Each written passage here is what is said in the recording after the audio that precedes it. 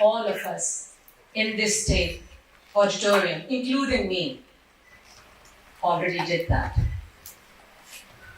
Now, all of you, hold on to that thought. Hold it right there while I introduce you to myself. I am founder and CEO of a company that employs thousands of people, has trained and educated thousands of students, and hundreds and thousands of patients have been treated. I am a female, you can all see that. In that scenario, here in our society, where only 3% of female population ever get a university degree, I'm an anomaly. I'm that bit, right there. And so are all of you, each one of you. We won a genetic lottery in this society. Then I'll let you know about my story. I was born in a middle-class house, in a house with 4 siblings. There were 2 brothers, 2 sisters, and 2 grandparents living. I was born, the firstborn, to the utter disappointment of my daddy, who wanted an heir to the estates that way. And then, when 4 of us grew up, we were lucky enough, our parents could afford to send us all, one to college, to university. And not just any university, to the best universities in the world. My father is a self-made man. He made that choice, despite the opposition from my daddy, who thought sending a girl to England was bad investment. So, but my father persisted. The result of that education, the exposure, the upbringing, was that I learned to believe in myself. I learned to stand up for myself. I'm successful today, not just because of me, but because of the people around me, my family, and mainly the male members of my family. My father, who's sitting right there. My brothers, when it counted. My husband, he supported. Most of the time, this support came willingly and without me asking. But there were times when I had to stand up for myself. I stood up. It wasn't easy, especially to people you utterly love and dearly respect, for what you think you deserve, for the chances you deserve, to make that hard choices, to take the path maybe that's not well trodden, especially in my generation. That has not been easy. It has not been smooth. But by God, it has been so worth it. If you had asked me this question 20 years ago, what are you doing? Where did you get this back from? I would not have been able to answer that question. But today, I tell you, it's because of all the support that went around me, all the decisions and choices made for me. And then finally, when I believed in myself, the choices I made for myself. Pakistan, population of 241 million upwards. Half of it is female, 48.8% to be precise, and half male. Half of this population, not on this graph, are you lot, under 25. You are the ones who are going to matter. You are the ones who are going to bring the revolution or not. It's your choice. Now, half of it, how many of you do you think earn to support this 241 million? 55% of the males, 12.9% of the females. That's the workforce you have. 1/4 of you supporting 3/4 of the others. The result is that nowadays we cannot balance our budgets. Not on individual levels, not on family level, and certainly not on national level. We cannot.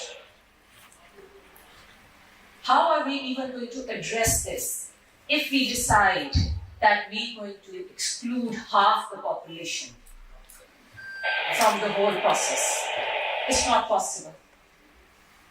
The immense challenges, economic, social, that our country faces today cannot be faced, cannot be surmounted. We cannot find new solution to old problems. And trust me, the problems we are facing, most of them are old problems. We are desperately trying to solve them by old solutions. Unless we find new solutions to old problems, we will keep facing the same challenges. Now, to face those, how are we going to make any difference on individual level? Revolutions don't need big bangs. Revolutions start on small auditoriums like this, with a handful of people who are willing to think those thoughts. How many of you before today thought they'd won a genetic lottery? We all did. That's a fact. We won a genetic lottery, and we are the privileged in this society. Remember that. You are the privileged in this society. And with privilege comes responsibility. With privilege comes responsibility for those who are with you. You have to lend out your hand to people walking right beside you and pull them together, because they'll make you stronger and you'll make them stronger. And you'll be so much stronger going forward. And put a hand back and pull those behind you who do not have that opportunity, and pull them forward with you. Because again, they will make you stronger, and our future will be brighter for that. Remember that every one of us who makes that little choices, like Maisha said, on a daily basis, you make a daily choice to talk about it. Go home and have that conversation with your family, with your friends, with that ayah who comes and works in your home, and tell them how important it is to send your girls to school. Stand up for yourself if you're not being given the opportunity. Stand up for your friends, stand up for your colleagues. Why? Because gentlemen, all those young gentlemen back there, do you really want to be this? Hold the whole world's problems, economic and social, on your heads and shoulders? Because if I look at this, I'm sorry, but he's not going to be good. You need to look around and be willing to rethink the situation, rethink the solutions, and maybe open doors and support those half of the population sitting there while you're striving, making rotis or having coffee. Maybe you need to support them to move forward. And maybe when most of those able, willing, and potentially dynamic and innovative hands come together, the burden will be a lot lighter. The solutions will be a lot closer. And how are you going to do it? How am I going to do it? One, as I said, make up your minds to think those thoughts. Two, go home and talk about it. Talk about it physically, talk about it on your social media. Support those who are talking about it. And then three, take the initial step and support that person right beside you, that one right behind you, and move forward. Because my dear, dear students, together is the only way up. is the only solution, is the only hope we have. And it's in your hands how you will do it. If there's anything you learn from my story is a success story of inclusion. Because I got equal opportunities to education, to employment. Now it's up to you how you want to move forward. And I certainly hope you go home and talk about it. And you follow that page that says gender equality. And mind you, it's not about feminism. It's not. It's not about Aurat March. It's not.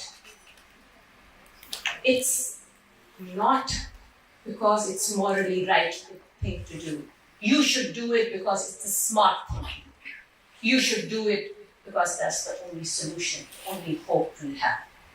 And I hope in the near future, I am there to witness you all standing on the stage, much, much bigger than this, telling your success stories and saying, the land I come from is the land of inclusion, where I am not an anomaly, but the norm. Thank you.